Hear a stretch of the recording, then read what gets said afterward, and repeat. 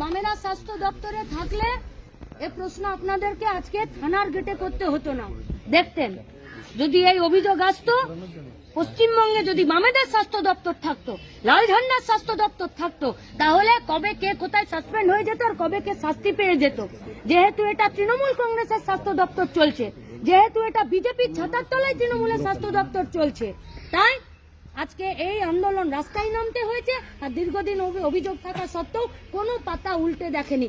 নইলে ওই সন্দীপ ঘোষটা জামিন পেয়ে যায়, নইলে ওই সন্দীপ ঘোষটার প্রাইজ পোস্টিং হয়, নইলে ওই সন্দীপ ঘোষটা যে মর্গে ডেড বডি বেচে দেয় আর তার সঙ্গে সহবাস করিয়ে পর্ন ভিডিও বাজারে বিক্রি করে, তাকে মাথায় নিয়ে নাচে রাজ্যের স্বাস্থ্যমন্ত্রী? নাচে না।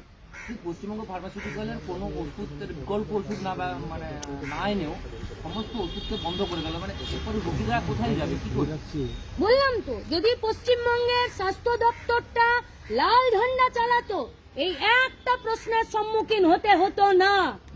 আজকে তৃণমূল কংগ্রেসের পরিচালিত স্বাস্থ্য দপ্তর আছে বলে এই প্রত্যেকটা প্রশ্ন খুঁটিয়ে আপনাদেরকে জিজ্ঞেস করতে হচ্ছে।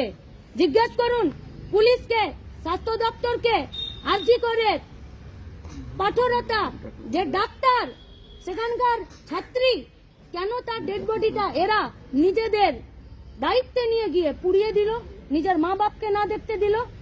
তাহলে শুধু ওষুধ কোম্পানি নয়, এখানেও একই জিনিস।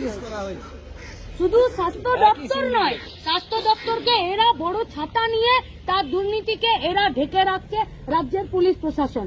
আমাদের খুব ভয়, যাদের কাছে আমরা নিরাপত্তার জন্য আসি নিজেদের, আর যাদের কাছে আমরা আমাদের রোগের জন্য জীবনের নিরাপত্তায় আসি ডাক্তার, এরা দুটোই আজকে দুর্নীতিতে একদম নিমজ্জিত হয়ে গেছে। রাজ্যের মানুষের ভবিষ্যৎ খুব খুব খুব সংকটে আছে।